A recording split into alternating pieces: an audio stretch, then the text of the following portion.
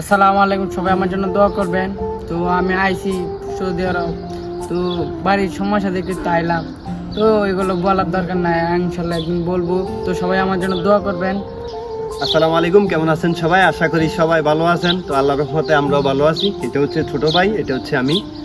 তো অনেকে প্রশ্ন করেন যে ছোট ভাই কি কাজে বিদেশ আইছে বা কি জন্য এত অল্প বয়সে বিদেশ আসলো, বিশেষ করে যেই প্রশ্ন যে কি জন্য এত অল্প বয়সে বিদেশ আসলো। আসলে যে ভাই বিদেশ সবাই শখে আসে না, কাঁধে যখন দায়িত্ব আসে তখন সবাই পরিবারের দায়িত্ব কাঁধে নেয়। বাস্তবতা বড়ই কঠিন। তো এই কারণে যে এত অল্প বয়সে, কম বয়সে বিদেশ আইসা পড়ছে।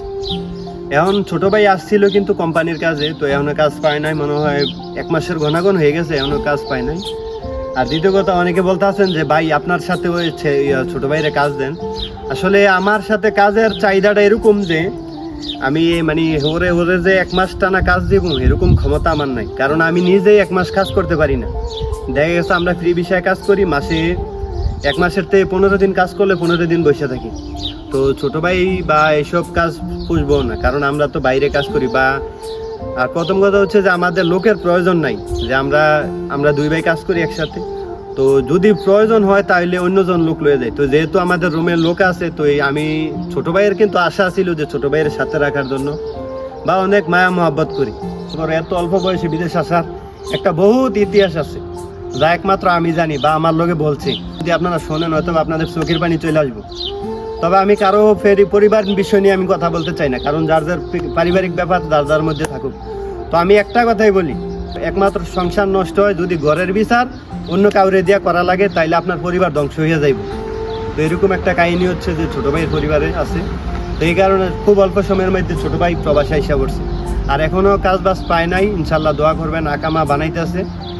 তো এই কারণে যে আর এত অল্প বয়সে বিদেশে এসে আসলে কি সৌদি আরবের রোদ তার গায়ে সহ্য হয় না, কারণ যেই পরিমাণ গরম, 50 ডিগ্রি 49 ডিগ্রি তাপমাত্রা। একদিন কাজে নিয়েছিলাম, দেখা গেছে অবস্থা খারাপ হয়ে গেছে। আমি একটা রিকোয়েস্ট করি, যদি ছোট ভাই, শুধু ছোট ভাই না, যদি এরকম ভাবে কোনো অনেক ছোট ভাই আইসা থাকে বিদেশের মাটিতে, অবশ্যই আপনারা যে ছোট মানুষে আদর আপ্যায়ন করবেন বা আপনারা ভালো একটু ব্যবহার করবেন, কারণ ভাই এত অল্প বয়সে বিদেশে আইসে।